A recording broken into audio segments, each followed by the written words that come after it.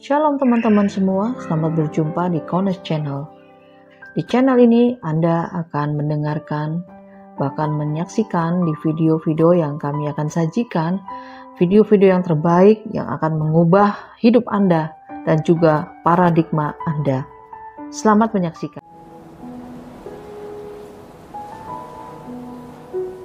Kebenaran firman yaitu mengenai kata Bereshit, ya. Hal ini sudah pernah saya sampaikan, tetapi hari ini jauh lebih lengkap lagi dari yang pernah saya sampaikan, ya. Jadi tidak ada salahnya kalau kita belajar lagi, kita mengerti akan isi hati Bapa Yahweh, karena nubuatan yang terkandung di dalam kata Bereshit ini super dahsyat. Saya bilang super dahsyat. Dan apa yang saya sampaikan di sini itu sebetulnya masih ada lagi, saudara. Tetapi kalau saya masukkan semua, bisa memakan waktu yang cukup lama. Karena itu saya ambil yang penting-penting saja, ya. Tetapi di luar ini masih ada banyak pengertian tentang Bereshit. Saya harus kasih tahu sama saudara, jadi saudara nggak bingung, karena ada banyak yang juga memberikan titik pandang dari kata Bereshit ini. Tetapi ini yang penting, yang menjadi fokusnya yang saya berikan pada hari ini.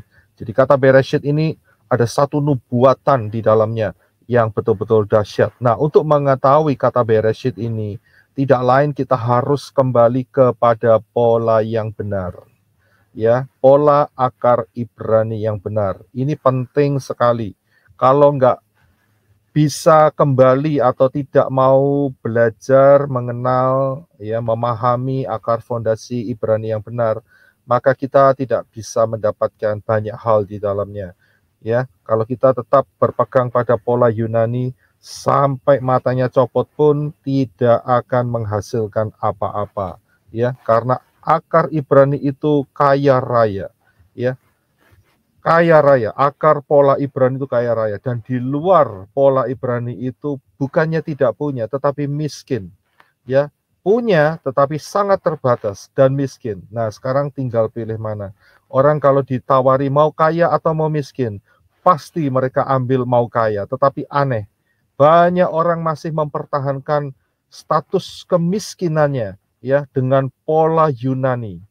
Ya, aneh sekali. Ini spiritual memang aneh. Karena apa? Karena setan berusaha menghalang-halangi orang itu dengan segala cara. Ada yang kasih alasan cocokmologi, ada kasih alasan macam-macam, ya.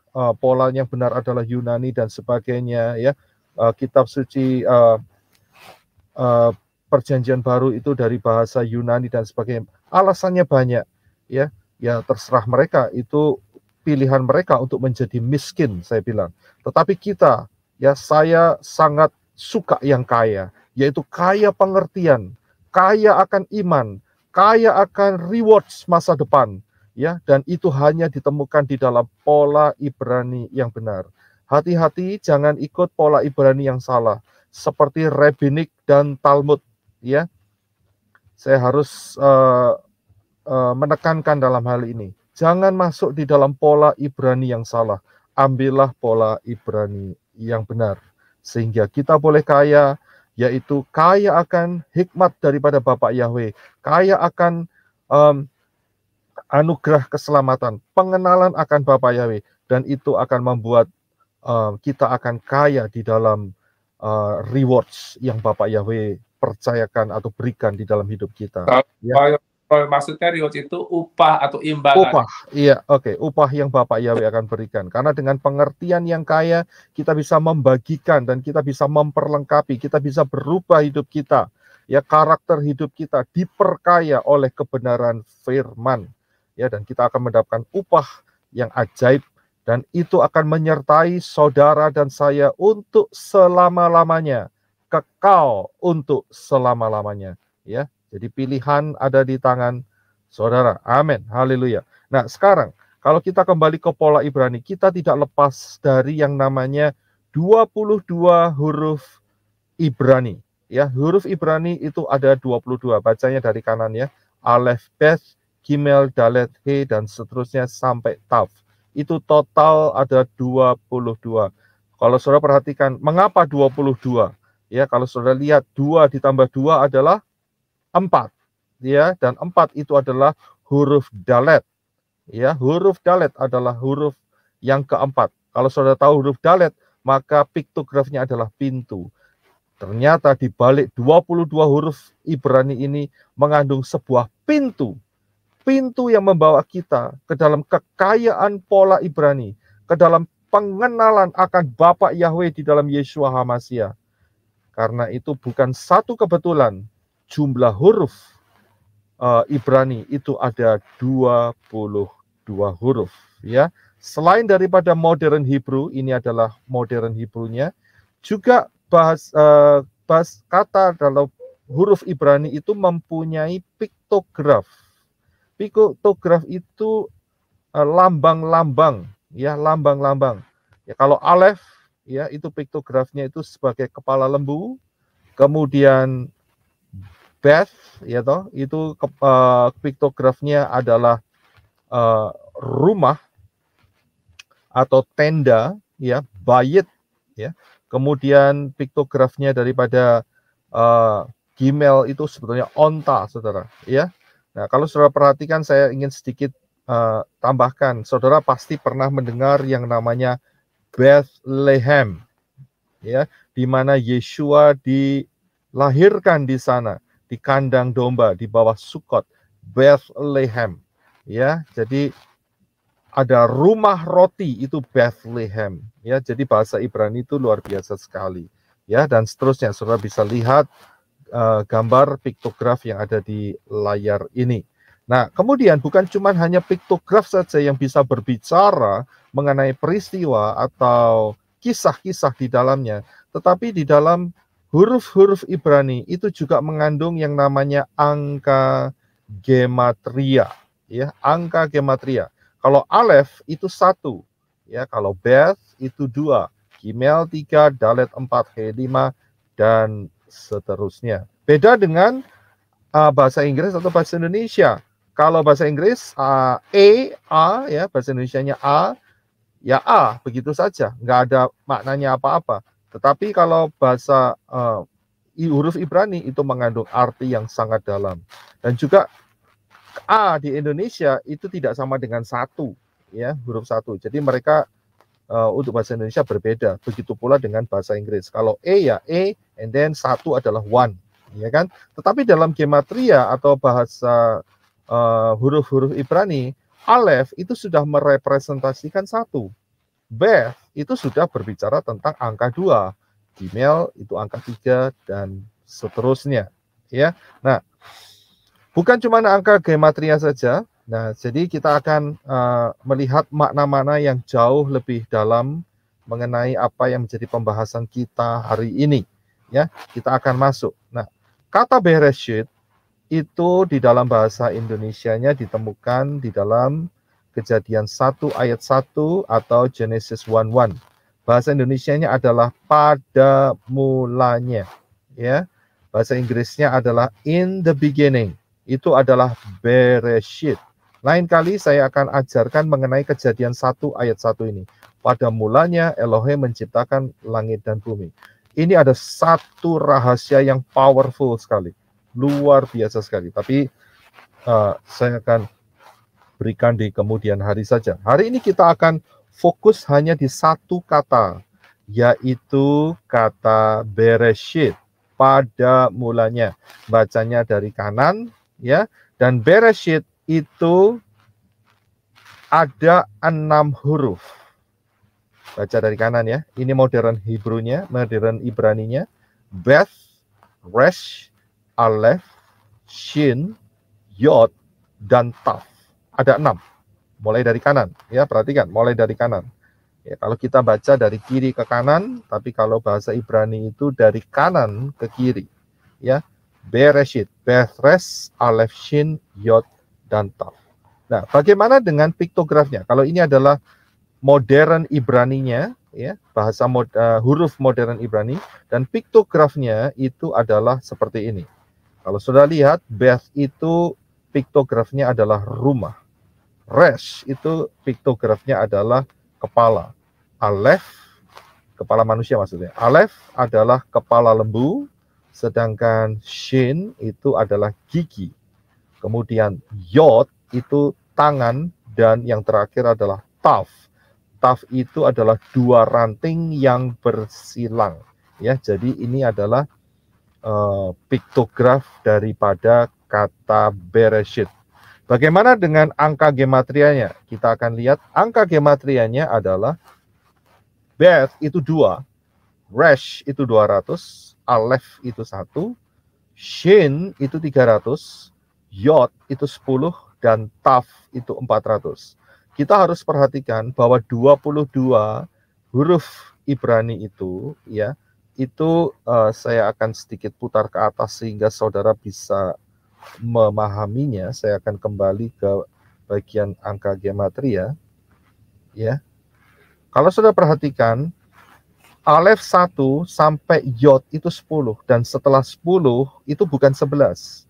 Kalau Indonesia Inggris 11, akan tetapi kalau Ibrani itu kelipatan daripada 10. 10, 20, 30, 40 sampai 100. Dan setelah 100 bukan 101 atau 110, tidak, tetapi kelipatan 100. Jadi 100, 200, 300, dan 400. Itu cara perhitungan fondasi dasarnya, ya. Jadi saudara tidak bingung, loh kenapa ada 22 kok tidak 1 sampai 22. Tidak begitu caranya, ya. Dan ini merupakan rahasia-rahasia yang tersembunyi yang diberikan Bapak Yahweh buat kita sebagai manusia untuk mengenal kebenaran daripada Bapak Yahweh. Ya, kita akan buka kuncinya sekarang, ya. Jadi kita sudah perhatikan daripada modern Ibraninya, kemudian kita sudah melihat piktografnya, dan juga kita sudah melihat gematrianya daripada Bereshit, ya. Nah, sekarang kita akan masuk di dalam pembukaan kunci yang pertama. Yang pertama, Bereshit itu dimulai dengan huruf Beth, bukan dengan huruf Aleph. Mengapa? Jadi huruf yang pertama yang Bapak Yahweh tuliskan, ya, instruksikan kepada Moshe untuk menulis, bukan Aleph, tetapi Beth. Ternyata di sini ada rahasia yang luar biasa daripada huruf Beth ini, ya. Tidak pakai huruf Aleph, ya, tetapi huruf Beth. Nah, kalau saya perhatikan, huruf Beth itu angka gematrianya itu 2. Dan angka 2 adalah angka gematria daripada putra Elohim, ya. Kalau Aleph itu Elohim, kalau yang nomor 2 itu biasanya dipakai oleh Son of God, putra Elohim. Kalau yang ketiga, Gimel, itu dipakai oleh Ruach Elohim, ya, Ruach Elohim. Jadi Beth itu angka gematrianya 2, angka gematrianya 2, dan angka 2 adalah angkanya, ya. Ingat ya, angkanya daripada putra Elohim, ya. Putra Elohim adalah Yeshua HaMashiach. Nah, kita akan lihat kenapa angka 2, karena di dalam Kejadian 1 ayat 1 dituliskan, pada mulanya Elohim menciptakan Shamayim, langit, dan bumi. Ada 2, saudara, yang dilihat, yang diciptakan, yaitu Shamayim, ya, langit dan bumi. Kalau saudara lihat, Shamayim itu pakai akhiran im. Im itu berarti lebih dari 1, jamak. Kalau saudara lihat, langit ini berlapis-lapis, termasuk nanti sampai masuk dalam sorga. Saya tidak lagi pakai kata sorga, akan tetapi saya pakai dengan kata yang benar, yaitu Shamayim, ya. Jadi banyak, karena itu Shamayim, bukan cuma langit 1 begitu saja, tidak, ya, tetapi Shamayim. Nah, Kolose 1 ayat 16 dikatakan, karena di dalam dialah, yaitu di dalam Yeshua HaMashiach, telah diciptakan segala sesuatu yang ada di sorga, yaitu yang disebut Shamayim, dan yang ada di bumi, yang kelihatan dan yang tidak kelihatan, baik singgasana maupun kerajaan, baik pemerintah maupun penguasa, segala sesuatu diciptakan oleh Dia, oleh Yeshua, dan untuk Dia, untuk Yeshua. Ya, perhatikan. Jadi Yeshua lah yang menciptakan segala sesuatu. Dan Yeshua adalah putra Elohim. Ingat ya, putra Elohim itu adalah istilah Yahweh di dalam bentuk manusia, ya, di dalam rupa manusia. Itulah putra. Ya, bukan berarti ada putra, ada putri. Yahweh melahirkan anak laki-laki dan perempuan, tidak demikian. Ini adalah sebuah istilah saja, ya. Nah, jadi saudara bisa lihat di sini dari Kolose 1 ayat 16, ternyata angka 2, angka Beth itu berbicara Yeshua yang sebagai pencipta daripada dua tempat, yaitu Shamayim dan bumi, yang kelihatan dan yang tidak kelihatan. Maksudnya adalah dunia alam roh dan dunia fisik jasmaniah seperti kita sekarang, ya, itu diciptakan. Karena itu Bereshit dimulai dengan huruf Beth, bukan dengan huruf Alef, karena ada mengandung makna yang sangat luar biasa di dalamnya. Ya, ini yang pertama, dan kita akan teruskan. Nah, kalau saudara lihat huruf Beth, ya, yang paling kanan ya, Beth, saya kasih garis itu, saudara bisa lihat Beth itu bentuknya itu seperti tenda, ya, tenda. Ada fondasinya, ada dindingnya, tapi cuma satu. Kemudian ada atapnya dan ada satu sisi yang terbuka. Itu satu sisi yang terbuka itu adalah pintunya, ya. Jadi bentuk huruf Beth ini adalah sebuah tenda. Nah, saudara bisa lihat gambarnya itu, ya, ada sebuah tenda di dalamnya. Nah, tenda itu atau rumah yang terbuka seperti itu bahasa Ibraninya, kata Ibraninya adalah bayit, ya, bayit. Hurufnya adalah Beth, Yod, dan Taf, ya, bayit. Jadi yang paling kanan ya, mulai kanan. Beth, kemudian ada huruf yang di tengah adalah huruf Yod, dan kemudian yang terakhir, yang sebelah kiri adalah huruf Taf. Jadi rumah itu adalah bayit, ya. Nah, ada makna yang tersembunyi di balik hal ini, yaitu apa? Kalau saudara perhatikan, ada Yod, ada Taf, ada tangan, ada perjanjian, covenant, bentuknya seperti salib. Jadi maknanya adalah kalau mau masuk ke dalam Shamayim, ke dalam rumah, harus melewati yang namanya perjanjian yang telah dibuat oleh Yeshua HaMashiach di atas kayu salib. Yohanes 10 ayat 9 dikatakan, akulah pintu, barang siapa masuk melalui aku, Yeshua HaMashiach, dia akan selamat. Ya, Yeshua adalah pintu yang terbuka itu. Pintu itu terbuka, keselamatan terbuka untuk siapa saja yang mau menerima anugerah keselamatan. Ya, Yeshua telah membukanya dan hanya ada satu jalan. Yeshua berkata, akulah pintu. Ya, ini sangat luar biasa. Dari huruf bayit ini sudah mengandung arti yang sangat dalam, yaitu jalan keselamatan melalui tangan yang disalibkan. Ya, jadi keselamatan untuk mencapai rumah Shamayim itu hanya melalui tangan yang disalibkan, yaitu Yeshua HaMashiach. Yang kedua, ya, yang kedua, kalau saya perhatikan lagi huruf Beth yang adalah bayit, ini mengandung dua makna, yaitu tenda juga bisa atau rumah bisa. Kalau tenda itu berarti nggak permanen, bisa dibongkar pasang, saudara. Tetapi kalau rumah itu sifatnya permanen. Nah, ini berbicara tentang apa?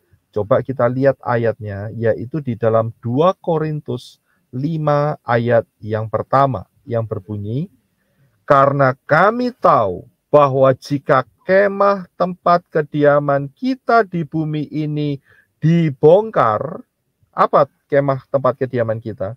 Yaitu tubuh kita, saudara. Ya, kemah tubuh kita ini adalah kemah di hadapan Bapak Yahweh. Kita dibongkar, satu kali nanti juga akan dibongkar. Entah itu rapture atau meninggal, itu namanya dibongkar. Saya lanjutkan. Elohim telah menyediakan satu tempat kediaman di sorga, yaitu di Shamayim. Bagi siapa? Bagi kita. Suatu tempat kediaman yang kekal, permanen, yang tidak dibuat oleh tangan manusia. Ini satu hal yang sangat meneguhkan iman kita, bahwa Bapa Yahweh, selagi kita ada di dalam tubuh yang fana ini, selagi kita ada di dalam tubuh yang sementara ini, ya, yang sementara ini, maka Bapak Yahweh juga telah menyiapkan kepada kita yaitu tempat yang kekal, yaitu Shamayim, dan itulah Beth, Bayit, rumah. Ya, luar biasa sekali. Jadi kalau kita sudah ada di dalam janji keselamatan Bapa Yahweh, ya saya percaya dengan pengertian ini kita tidak mudah diombang-ambingkan, kita tidak mudah ditipu dengan pengajaran-pengajaran asing di luar sana. Kita betul-betul mendapatkan anugerah keselamatan. Yeshua berkata, di rumah Bapakku ada banyak tempat, dan aku akan menyediakan tempat bagi kamu. Ya, luar biasa. Nah, oke, kita akan lihat selanjutnya. Yeshua masih berkata, di rumah Bapakku banyak tempat tinggal. Jika tidak demikian, tentu aku mengatakan padamu, sebab aku pergi ke situ untuk menyediakan tempat bagi Yosef Roy. Ya, bagi kita semua, saudara bisa gumamkan sendiri atau perkatakan sendiri, itu adalah tempat bagi saudara sendiri. Saudara bisa ganti mu itu dengan nama saudara. Jadi Yeshua HaMashiach sedang menyiapkan tempat bagi kita semua, ya. Dan rumah Bapa adalah Shamayim, ya, Shamayim, heaven, sorga milik Bapa Yahweh. Nah, yang selanjutnya kita ingin tahu Shamayim ini miliknya siapa, ya. Kita lihat kata berikutnya setelah Beth, itu ada 3 huruf, yaitu Resh, Aleph, dan Shin. Resh, Aleph, dan Shin. Itu bunyinya, ya, pronunciation-nya atau pengucapannya adalah Rosh. Kalau saudara ingat kata Rosh, berarti saudara pasti ingat Rosh Hashanah. Ya, saudara masih ingat Rosh Hashanah, ya, jadi itu Rosh, itu adalah kepala atau pemimpin. Jadi kalau kita lihat 3 huruf setelah Beth adalah Rosh, ya, Resh, Aleph, dan Shin, yang artinya dalam terjemahannya dalam bahasa Indonesia adalah pemimpin. Siapakah pemimpin daripada rumah yang disebut Shamayim itu? Ya, siapakah pemimpinnya? Tidak lain adalah Yahweh. Yahweh adalah pemimpin, kepala daripada rumah Shamayim. Kejadian 14 ayat 22. Tetapi kata Abram kepada raja negeri Sodom itu, aku bersumpah demi Yahweh Elohim yang maha tinggi, pencipta langit dan bumi, pencipta Shamayim dan bumi. Ya, jadi Yahweh adalah kepala, pemimpin, pemilik daripada Shamayim dan bumi. Ya, nah kemudian pertanyaannya adalah, apa yang dilakukan kepala atau pemimpin daripada Shamayim yang bernama Yahweh itu? Apa yang dia lakukan? Yang dia lakukan adalah, kalau saudara perhatikan sebelah kanan, ya, huruf kata Bereshit ini ditulis dari kanan ke kiri dan arahnya adalah keluar. Kalau saudara lihat, Beth itu, ya, pintunya ada di sebelah kiri, tidak tertutup, terbuka, ya, seperti tadi ada dinding dan sebagainya. Nah, itu keluar. Jadi Yahweh ini keluar dari rumah Syamayim itu. Dan untuk apa Yahweh keluar dari Syamayim? Ternyata Yahweh keluar, ya, pemimpin daripada Syamayim, pemilik daripada Syamayim, itu keluar dari Syamayim dengan satu misi, yaitu misinya ada di huruf Yod dan Taf. Yod dan Taf adalah tangan dan kedua ranting. Jadi Yahweh itu keluar dari Syamayim untuk tangannya disalibkan. Ya, untuk tangannya disalibkan. Nah, dari sini kita bisa melihat kebenarannya bahwa yang mati di atas kayu salib itu adalah Yahweh di dalam rupa manusia. Yohanes 19 ayat 19 dikatakan, dan Pilatus menyuruh memasang juga tulisan di atas kayu salib itu, bunyinya, Yeshua orang Nazaret, Raja orang Yahudi. Yeshua Hanotsri Wamelek Hayehudim. 19 ayat 20 dikatakan, banyak orang Yahudi yang membaca tulisan itu sebab tempat di mana Yeshua disalibkan letaknya dekat kota, dan kata-kata itu tertulis dalam bahasa Ibrani, bahasa Latin, dan bahasa Yunani. Ya, yang mati di salib ini adalah orang Ibrani, orang Yahudi. Karena itu namanya adalah nama Yahudi. Ya, bukan Jesus, bukan Yesus, tetapi Yeshua. Kalau sudah lihat di papan atas itu ada YHWH, Yod He Waw He. Ya, jadi jelas sekali ya bahwa Yahweh yang keluar dari Syamayim supaya tangannya disalibkan. Untuk apa? Untuk supaya manusia dapat masuk kembali ke Syamayim, bersekutu dengan Bapa Yahweh. Yang ketiga, ya, itu yang kedua. Kalau saudara lihat yang ketiga, perhatikan huruf Beth dan Resh sebelah kanan ya. Beth dan Resh itu kalau dijadiin satu, itu bacanya bar. Bar itu adalah son bahasa Inggrisnya, bahasa Indonesianya adalah putra, yaitu anak laki-laki. Bar, ya. Jadi Beth dan Resh itu kalau dijadiin satu jadi bar. Pertanyaannya adalah putra siapa? Nah, huruf berikutnya setelah Beth, Resh adalah huruf Alef. Huruf Alef adalah piktografnya kepala lembu. Dan huruf Alef senantiasa merepresentasikan tentang Elohim. Ya, karena kata Elohim itu dimulai dengan huruf Alef. Elohim. Jadi, ini putra siapa? Ternyata adalah putra Elohim. Siapakah putra Elohim? Yaitu Yeshua Hamashiach. Ingat ya, bukan berarti Bapa Yahweh punya anak begitu, tidak. Ini hanya istilah. Bapa Yahweh yang serupa dengan manusia itu disebut putra, ya. Mengambil rupa sebagai manusia itu disebut sebagai son atau putra, ya, anak laki-laki. Dan namanya diberi nama adalah Yeshua. Yeshua itu adalah Yahweh yang menyelamatkan. Yeshua, ya. Jadi kalau digabung Beth Resh Alef adalah Yeshua Hamashiach, ya. Nah, sekarang Yeshua Hamashiach, ya, huruf berikutnya adalah huruf Shin. Apa yang terjadi dengan Yeshua Hamashiach? Ya, kalau sudah lihat huruf Shin, itu piktografnya adalah gigi, saudara.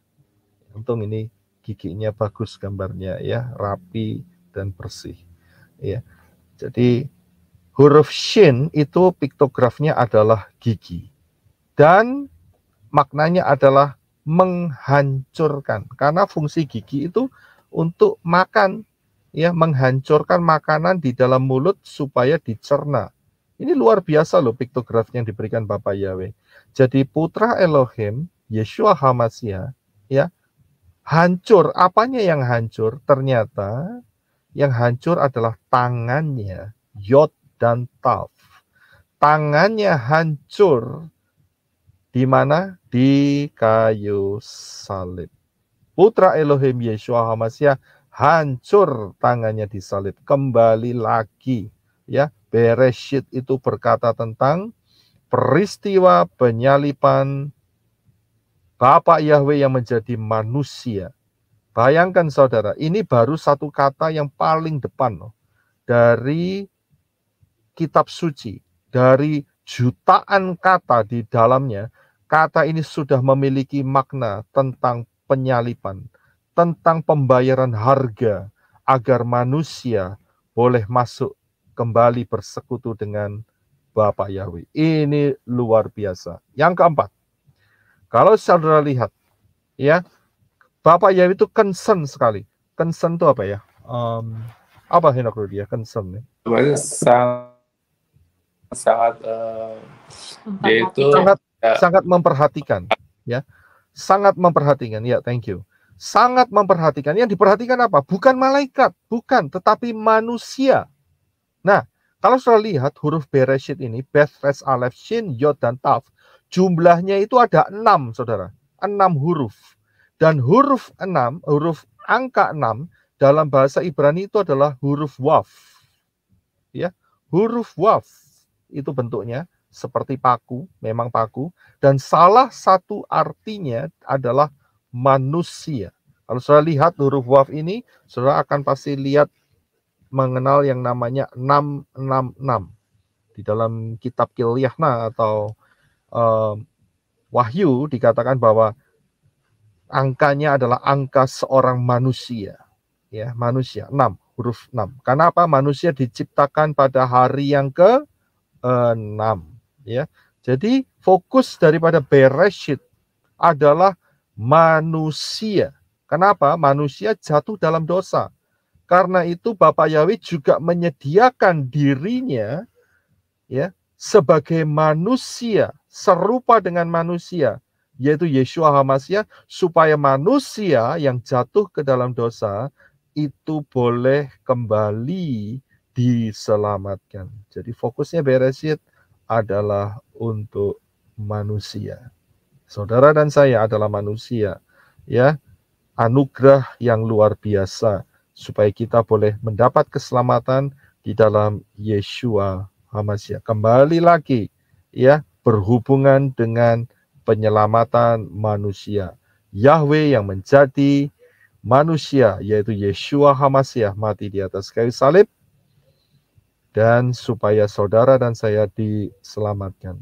Yang kelima, kalau saudara lihat gematria Bereshit, kita lihat gematria Bereshit, ya. Beth itu 2, Resh itu 200, Alef itu 1, Shin itu 300, Yod itu 10, dan Tav 400. Kalau kita jumlahkan semua, maka akan ditemukan jumlah kata Bereshit itu 400 ditambah 10 tambah 300 tambah 1 tambah 200 tambah 2, total 913. 913 kalau kita jumlahkan semua digitnya, itu adalah 9 ditambah 1 ditambah 3, yaitu 13. Dan 13 kalau dijumlahkan dibuat menjadi satu digit, maka 1 ditambah 3 hasilnya adalah angka 4. Angka 4 atau huruf 4 di dalam huruf-huruf Ibrani, yaitu huruf Dalet. Dalet. Dalet. Dalet itu pintu. Ya, apakah ini satu kebetulan? Tidak. Karena dengan Bereshit ini kita mendapatkan pintu pengenalan akan kasih daripada Bapa Yahweh melalui Yeshua HaMashiach. Yeshua HaMashiach berkata, Yohanes 10 ayat 9, Akulah pintu. Barang siapa masuk melalui aku, dia akan selamat. Ya, akulah pintu. Yeshua berkata, akulah pintu, barang siapa masuk melalui aku, dia akan selamat masuk ke dalam Syamayim. Jadi kalau menolak Yahweh, menolak Yeshua HaMashiach, tidak masuk ke dalam pintu yang Bapa Yahweh berikan, tetapi masuk ke dalam pintu yang lain, lautan api, Gehenna. Ya, nah, kalau kita mendengarkan kesaksian daripada Ibu Ani, ya, yang ada di tempatnya Papi Lukas, saudara perhatikan bahwa anaknya itu meninggal usia 13 tahun. Dan saat sebelum dia meninggal, Bapak Yahweh membawa dia menunjukkan apa-apa saja yang ada di dalam alam roh. Salah satunya dia melihat gerbang. Nah, gerbang itu kan pintu, dalet. Dia lihat dalet dan dia lihat pintu yang terbuka. Ya. Jadi pintunya terbuka. Terbuka untuk siapa? Untuk dia boleh masuk. Dan luar biasanya bukan cuma dia lihat pintu gerbang, tidak. Tetapi di atas pintu gerbang itu ada 4 huruf. Dan 4 huruf itu adalah Yod, He, Waw, He, Yahweh. Itulah pintu gerbang Yahweh. Ya, jadi kalau orang menolak Yahweh, masih tetap untuk mau menyembah si Arab, si A, ya, mohon maaf, yang di sana itu tidak ada yang namanya A, nggak ada. Yang ada Yahweh. Jadi kalau orang itu akan masuk, dia berkata, aku percaya akan kitab sucimu, tapi aku juga menyembah yang mengatakan A, tidak mau mengakui Yahweh, malaikat tidak akan membukakan pintu, dan orang itu akan ditendang ke pintu selanjutnya, yaitu Gehenna. Ya, jelas dikatakan Yahweh. Jadi orang yang menolak Yahweh masih bersikeras, oh saya tidak mau mengatakan Yahweh. Saya pakai Lord, saya pakai Adonai, saya pakai Hashem. Saya pakai kata A Bapa, begitu ya, Arab Bapa gitu. Ya. Malaikat tidak bisa membukakan pintu gerbang. Siapapun itu manusianya, entah itu kaya, miskin, berpangkat, tidak berpangkat, pandai atau bodoh, nasibnya sama. Nggak peduli saudara dekat, orang tua, suami, istri, ya, atau hubungan rekan dekat dan sebagainya. Kalau sampai orang itu tidak mau mengakui Yahweh, bahaya. Apa yang dilihat oleh anaknya Ibu Ani ini, ya, juga sudah dinyatakan sama si DT, Dautoni, tetapi sayangnya si DT itu hanya tidak kokoh imannya, ya, campur-campur, itu bahaya. Jangan punya iman gado-gado. Kalau gado-gado mah enak, ya. Kalau iman gado-gado bahaya, saudara. Jangan campur-campur, ya. Percaya ini, percaya itu, dijadikan satu, cari selamatnya sendiri, ya. Itu iman yang tidak baik, ya. Tidak satu, tidak hanya tunggal kepada Bapak Yahweh, ya, tapi imannya campur baur. Itu juga akan mendapat akibat yang sangat berbahaya untuk orang itu, ya. Jadi kayak campur ini, campur itu, ya Yahweh, ya si A, ya itu campur jadi satu. Itu orang seperti bunglon, ya. Imannya iman bunglon, berbahaya sekali, sangat-sangat berbahaya sekali, ya. Karena dia mengakuin ilah-ilah asing. Bapak Yahweh berkata, jangan ada ilah lain di hadapanku. Berarti orang yang campur-campur seperti itu, ya. Oh ya Sukot, ya Natalan, ya. Oh ya Cungkok Sinian gitu, ya. Semua dicampur. Ya, malaikat Bapaknya berkata, kamu iman campur-campur, kamu tidak punya iman yang teguh. Akhirnya jangan salahkan Bapak Yahweh kalau sampai tempat orang-orang itu ada di Gehenna. Ya, di mana Gehenna? Di lautan api. Itu sangat mengerikan sekali. Ya, yang keenam. Ya, yang keenam. Di manakah Yeshua HaMashiach disalibkan? Ternyata dalam kata Bereshit ini luar biasa. Ya, lokasi tempat penyaliban Yeshua HaMasyiah ada di dalam bentuk kode ini, yaitu yang diwakili oleh huruf Shin.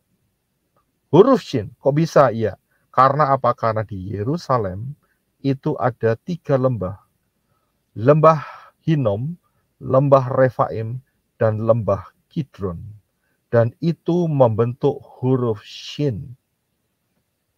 Ya, Yeshua HaMasyiah mati di Yerusalem. Ayatnya di mana? Oh, ada.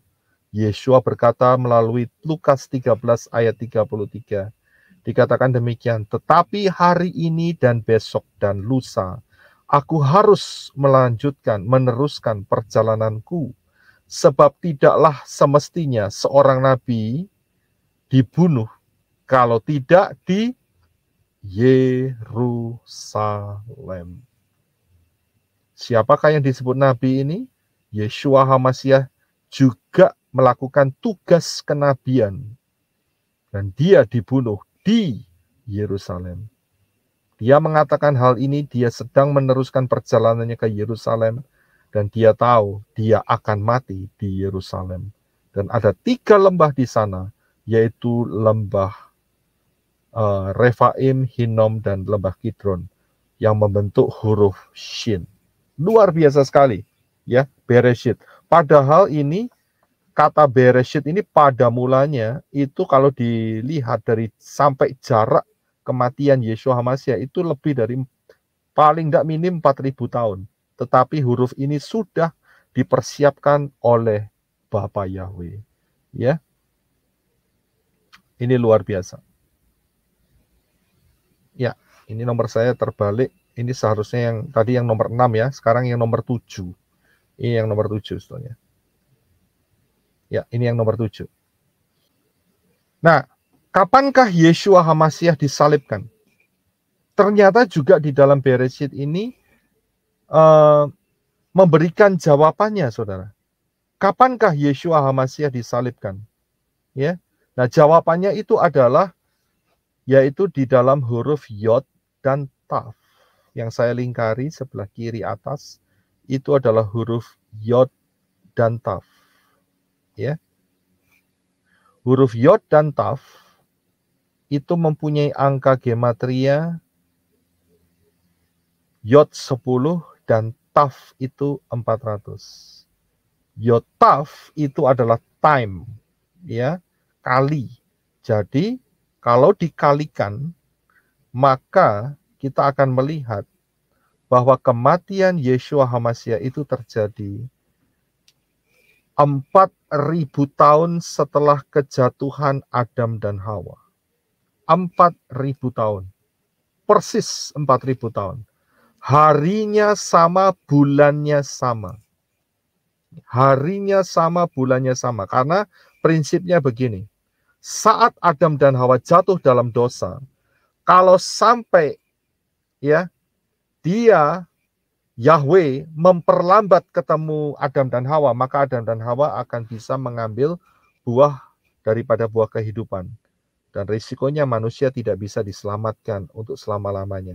Tetapi pada saat sebelum Adam dan Hawa ini jatuh di dalam dosa, maka tidak perlu adanya korban.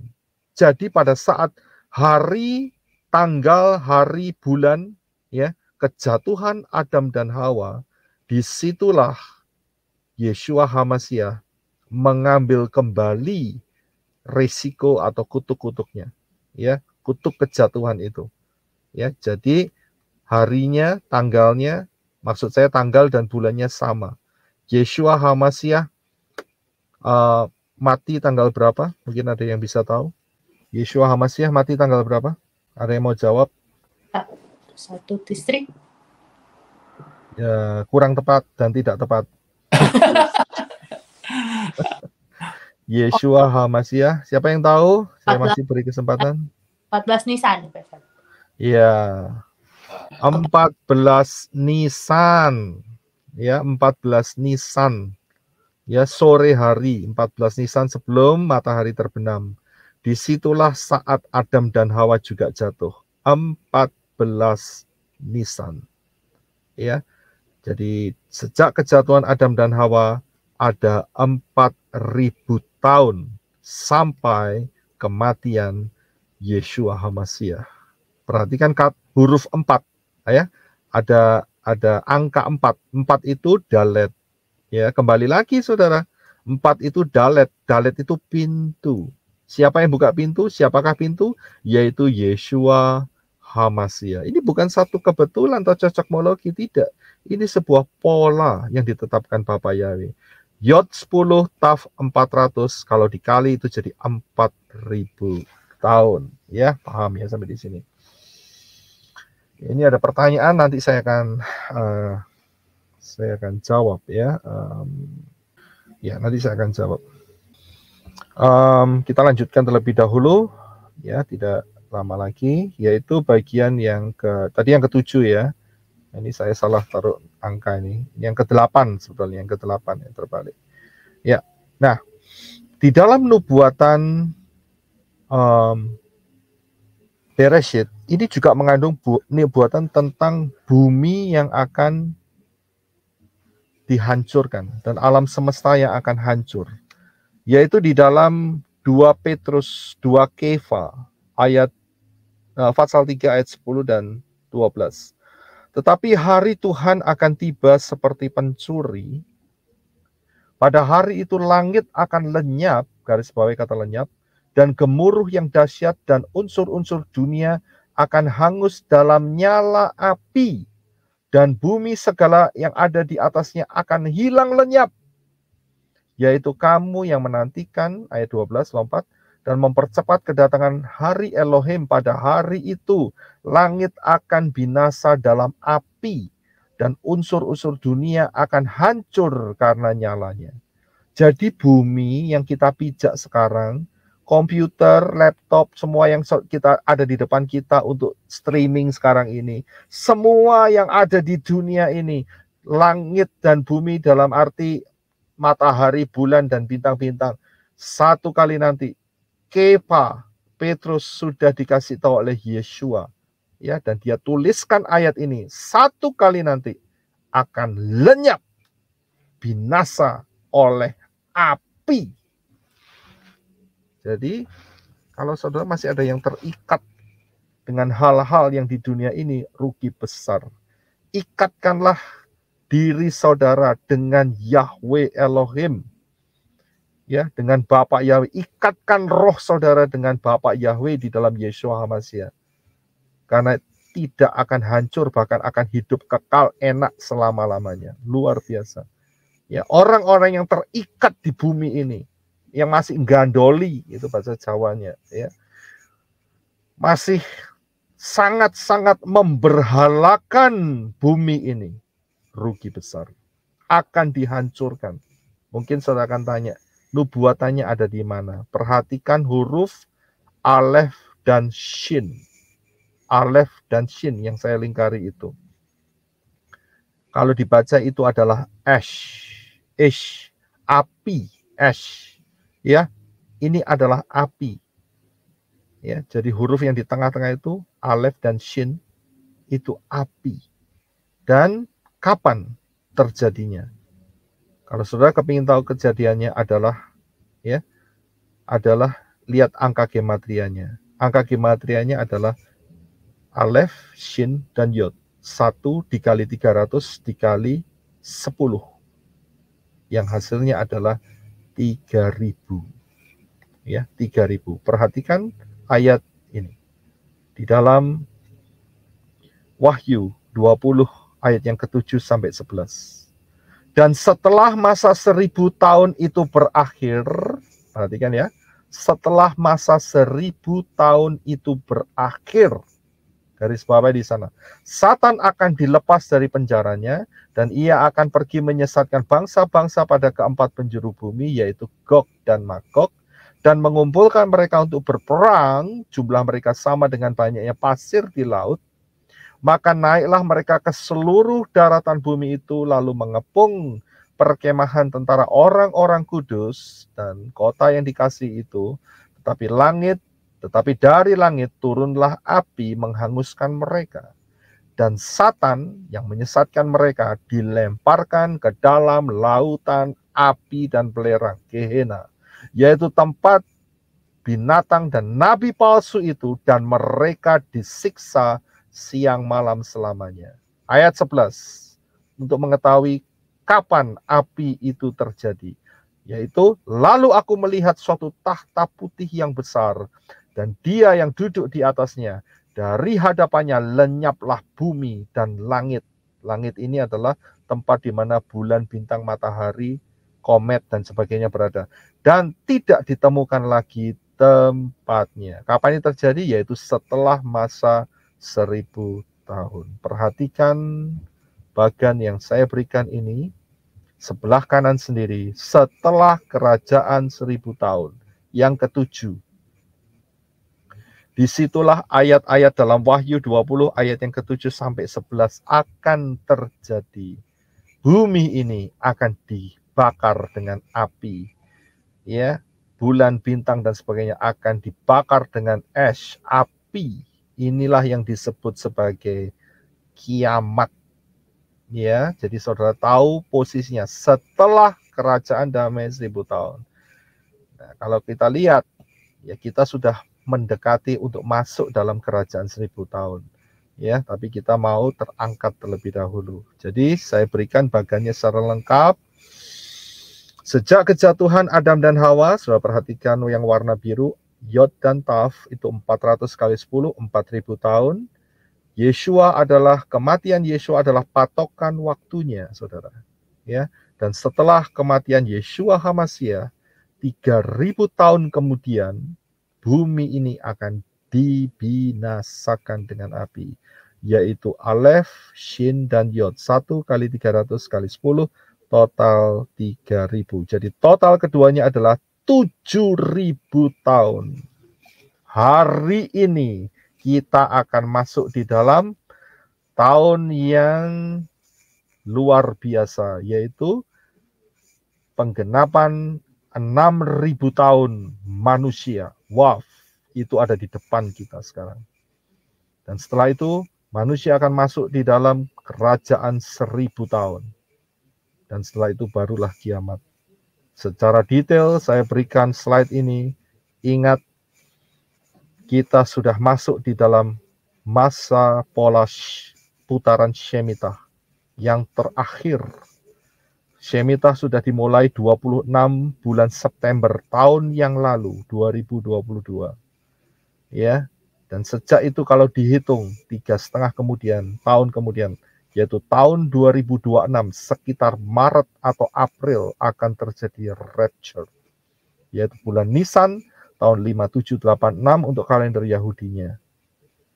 Ya, seperti anaknya Ibu Ani juga sudah dinyatakan bahwa Yeshua HaMashiach akan mengadakan pengangkatan tahun 2026. Ya, luar biasa. Ya. Anak ini meninggal umur 13 tahun. Tetapi sebelum meninggal, Bapak Yahweh juga sudah memberikan rahasia yang luar biasa, yang cocok, yang pas dengan pola yang ditetapkan Bapak Yahweh. Ya. Mungkin saudara berpikir, kalau gitu baru hanya 2 yang dikasih tahu tentang 2026. Oh, jangan salah. Bobo yang ada di tengah-tengah kita sekarang ini, ya, Bobo Wong Falan, itu jauh-jauh sebelum saya mendapatkan pengertian Shemitah ini, dikasih mimpi. Ini Bobo Wong Falan ada di tengah-tengah kita sekarang. 2026 dikasih sama Bapak Yahweh sendiri, Yeshua HaMashiach. Ya, 2026. Wow, itu luar biasa sekali. Ya, padahal Bobo nggak tahu pola Ibrani, saudara. Ya, Bobo nggak ngerti pola Shemitah, ini pola bingungin, saudara. Jelimet ini. Ya, dia nggak nyampe mungkin pola pikirnya, tetapi apa yang dia dapat dari Bapak Yahweh disampaikan. Dia ngomong sama Ibu Adasa Fangfang. 2026.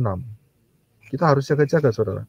Kemudian saya juga pada saat membawakan khotbah di channel, ya, yang judulnya Masa 666, itu ada satu orang, saudara, yang ngeteks Ya, saudara bisa lihat sih kalau mau. Ya, dia nge-text saya begini, dia leave message, maksudnya kasih note, ya, kasih catatan. Shalom, ya. Bapak Yeshua memberkati, ini salah dia, Bapak Yeshua, enggak ada Bapak Yeshua. Adonai Yeshua benar. Ya, saya bacakan saja. Memberkati, saya memang orangnya bebal. Ini saya kutip dari apa yang dikatakan ini ya. Saya memang orangnya bebal, tapi saya pernah dapat sesuatu dari Roh Kudus bahwa masa pengangkatan itu 2026 sesuai dengan peta zaman dari Pak Roy dan seterusnya. Ya, sudah 4 peneguhan, belum yang lainnya lagi. Kita harus berjaga-jaga. Ya, kita harus berjaga-jaga. Inilah nubuatan yang tertulis dalam satu kata saja, Bereshit. Itu mencakup sejak kejatuhan manusia, sejak penciptaan, sampai bumi ini dibinasakan dengan api.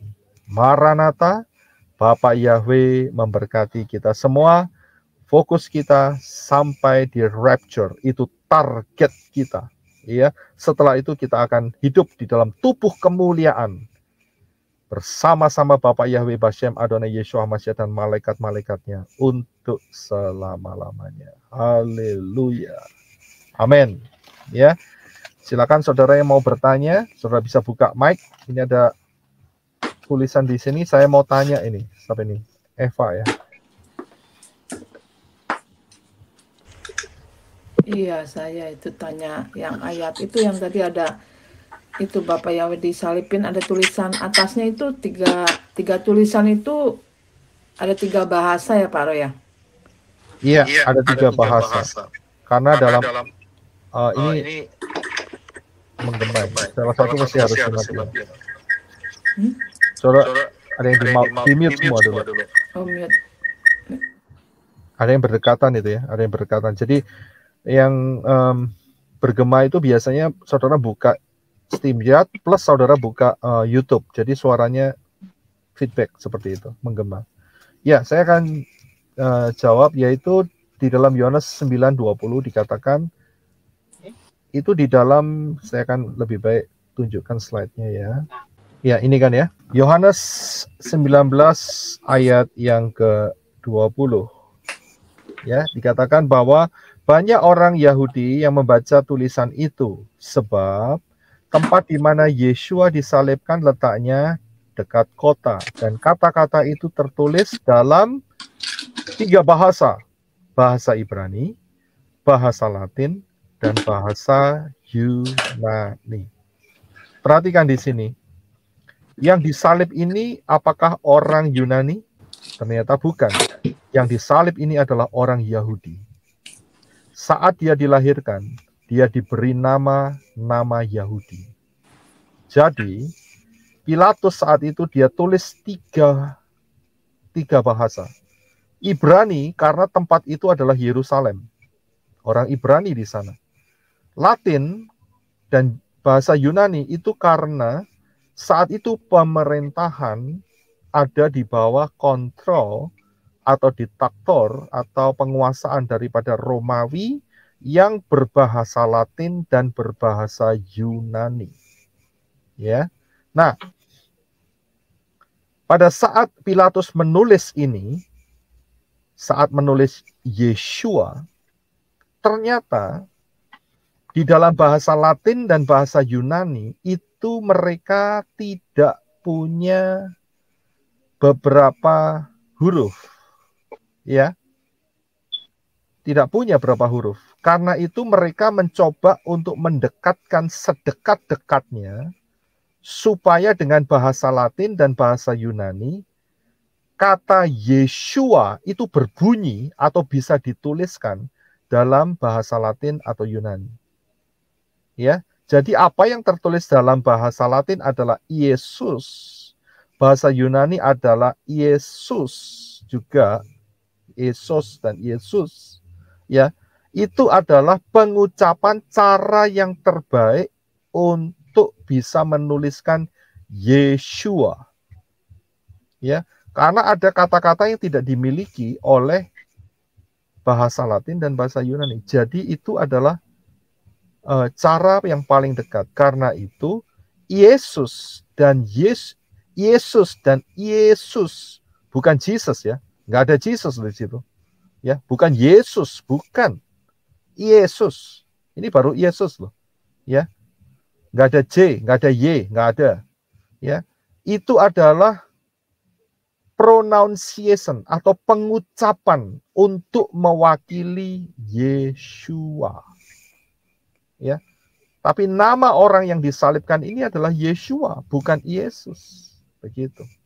Ya, jadi jangan bingung, oh itu namanya tertulis di situ, itu bukan nama. Yesus dan Yesus dan Yesus itu bukan nama, bukan.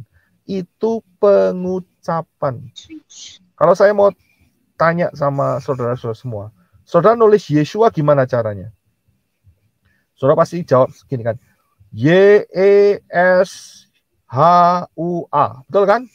Saya bilang salah. Itu hanya cara saudara, karena saudara hanya bisa menuliskan Yeshua dalam bentuk ABC, ABC, Yeshua.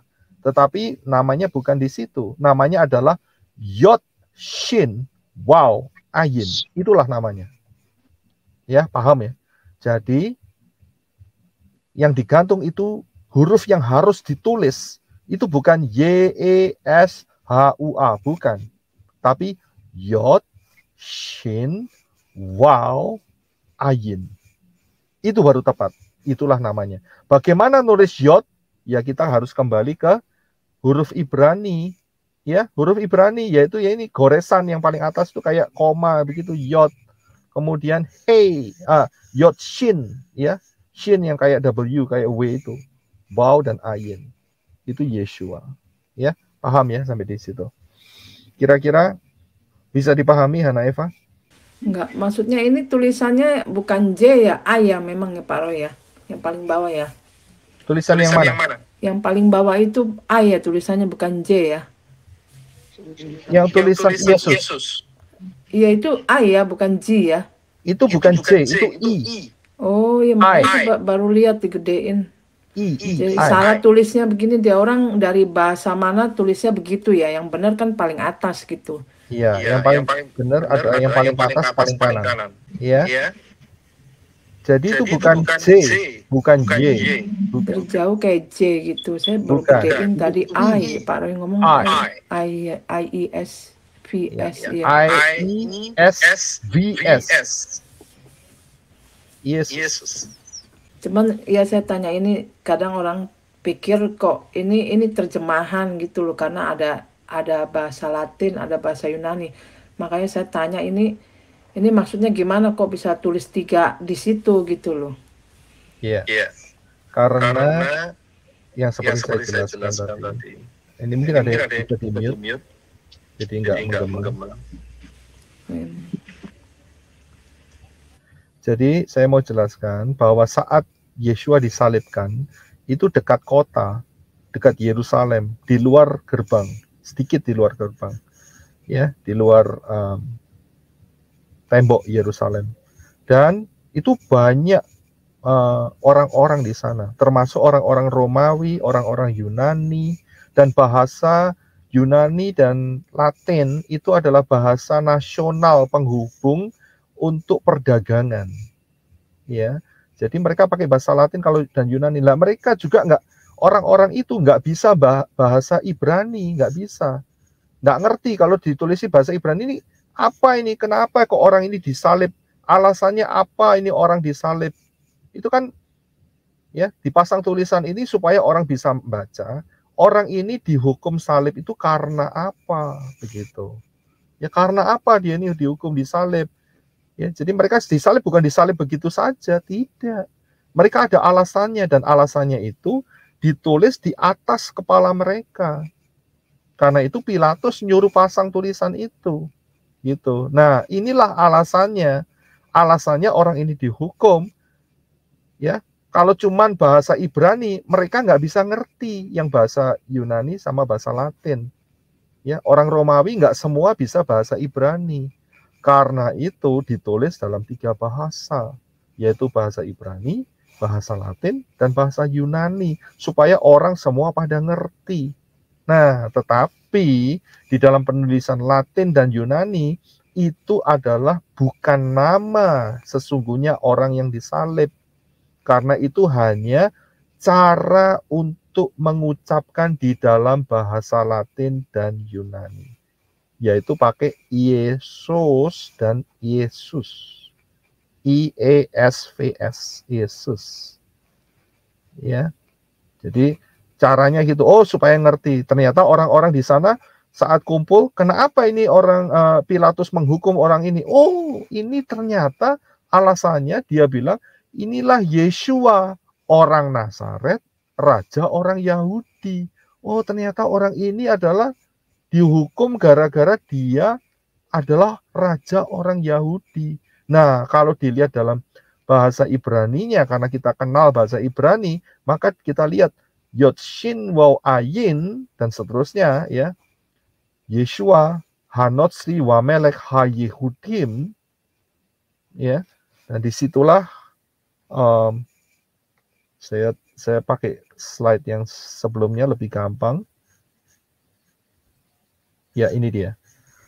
Ya, Yeshua Hanotsri Wamelech HaYehudim. Ya, Yeshua orang Nazaret, raja, Wamelech, Melech itu raja, HaYehudim orang Yahudi. Oh, alasannya dia itu disalib gara-gara orang ini adalah raja orang Yahudi. Nah, kodenya di mana? Kodenya di huruf yang paling depan, YHWH. Untuk Indonesia ngomongnya YHWH. Untuk orang Inggris ngomongnya YHWH. Itu karena orang Inggris atau orang Indonesia. Tetapi yang betul adalah Yod He Waw He. Itu yang benar. Ya, bukan YHWH. YHWH itu karena kita orang Indonesia. Jadi yang benar adalah Yod He Waw He. Nah, kalau Yod He Waw He bacanya apa? Nggak lain adalah Yahweh. Begitu. Silakan punyanya Hana Eva, bisa dibuka mic-nya. Iya, thank you Pak Roy. Bisa paham ya? Iya, thank you. Iya, haleluya. Ada lagi yang mau bertanya? Ya, mumpung ini ada tulisan Yod He Waw He di atas kepala daripada Yeshua. Ya. Kalau saudara sudah paham, bagus. Dan saudara harus paham. Saya bilang harus paham. Saya paksa saudara untuk paham betul-betul dalam hal ini. Karena yang disalib itu adalah Yahweh di dalam rupa manusia. Banyak orang nggak paham di sini. Ya. Kok Yahweh bisa mati? Ya bisa mati karena dia pakai tubuh yang serupa dengan manusia. Karena itu dia bisa mati. Tapi ingat, dia mati hanya 3 hari. Dan dia kembali hidup. Ya, hidup kembali. Bangkit kembali. Dan pakai tubuh kemuliaan. Naik ke Syamayim. Ya, dia adalah Yahweh sekarang ini. Tetapi tetap kita bisa ngomong Yeshua HaMasiah karena ada tubuh kemuliaannya, begitu.